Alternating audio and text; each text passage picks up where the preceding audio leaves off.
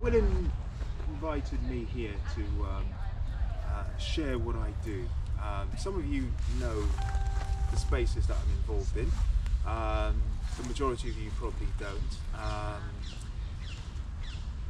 Just to begin with, I'm an artist, but I'm also heavily involved in, you could say, the world of spirit and spiritual education, teaching, and so forth. So I actually run workshops on helping people to connect with their own intuition, coming from a spiritual perspective. So it's interesting, the conversations that we were having earlier on as to who and what we are is part of what I wanted to discuss here. I do that. I also do a number of things in terms of like mentoring, the work that I do, which is working with your intuition, helping people to connect with the intuition. Usually I do that through art because I'm an artist as well. So I find that one of the best ways to help people to engage with their own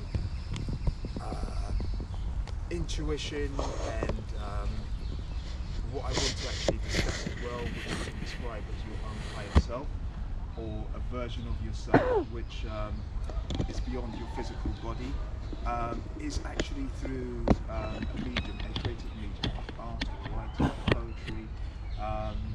It's just a way and a tool of actually getting you to work and trust in your own sort of like insight, as it were. Getting to use your own imagination in a different way. So I come from the school of thought that the imagination is not just one thing, which is where it's just about creating something which has no bearing or is just imagination. It's something else. I mean, terms like third eye and other sorts of like spiritual terms have been sort of like fostered to really talk about what some people are able to sort of like benefit from in terms of like utilizing the mind's eye or the imagination of the mind, as it were. It's a bridge which can actually be utilized in a very pragmatic way to help you achieve whatever you want in life, to help you focus. The other thing that I do as well is I'm in the process of writing a book about my spiritual experiences. I'm a healer. One or two of you know this, which is why I've been rushing off on Sundays since the Walk and Talk has been moved to a Sunday. I've normally had to like rush off around this kind of time. Because I'm the healing leader at a spiritualist church in Bala. And since lockdown, we haven't been able to do any healing whatsoever, but because things are beginning to open up, churches have started to open up again, and we've started to provide a healing service once more. So that's the reason why I've always been rushing off around this kind of time. But today, I've taken some time off from that because Williams asked me to do a talk about what it is that I'm involved with. So that's what I'm involved with. Also as well, I believe connecting with nature is very powerful. And I believe as well that intelligence is everything to various different degrees, and that in the same way that we kind of like exist beyond our physical bodies, that there are other intelligences which are around us that can work with us and that we can communicate with. And some of these forces, I like to call them forces at times, have been given various different labels, such as angels, divas, and so forth. So whether people believe in that or not, I think everyone has a conception of what that might be. I essentially see them as beings of light without a physical body as we know it, and they can take on and manifest many different forms.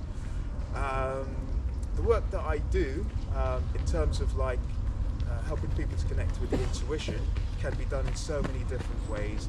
Also as well, I can sometimes strip that down away from the spiritual completely, and I've actually done workshops where it's just about teaching people to realize that they can draw, basically.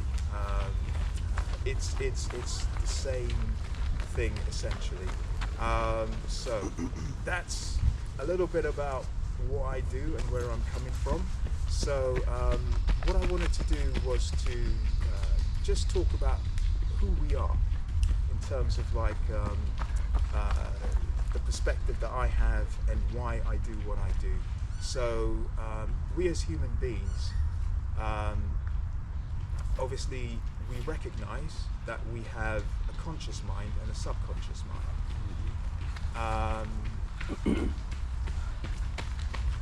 In modern psychology, they now talk about superconsciousness. This is a very old concept. I don't know if you guys are of a spiritual outlook or whether this is completely alien to you. I don't Ask think the question then. Yeah. But from my perspective, I don't think it matters what you believe in. I take the opinion that there is a divine intelligence, if you like, or an intelligence which operates throughout all of nature, or that is directive in that particular sense. But also as well that in each individual there is something within you that resonates or connects with that infinite intelligence, shall we say. And that whether you're religious or not, whether you see God as being outside of yourself, I believe that each person is incredibly powerful, and that we have the ability to not only, you know, do remarkable things in our own lives, but we can, with the right outlook and attitude, actually impact and influence everyone within our sphere of social spheres, and even resonate beyond that. Everyone has the potential to do that, and I believe that that's because we have, you could say, a spark or an element of that infinite intelligence.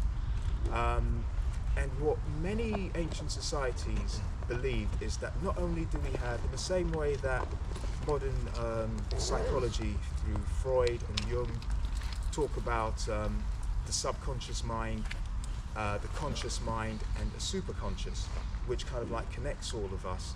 But many ancient societies, like the ancient Hawaiians, for example, they basically subscribe to the same concept, that there are these different qualities of mind.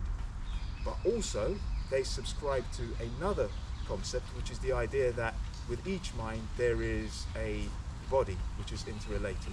So we can all see our physical bodies in front of us. There is the idea that your subconscious has its own vehicle or body, which is like an ethereal body. And then there is your divine or higher self that has an even more translucent vehicle or body, which connects with the superconsciousness. And I believe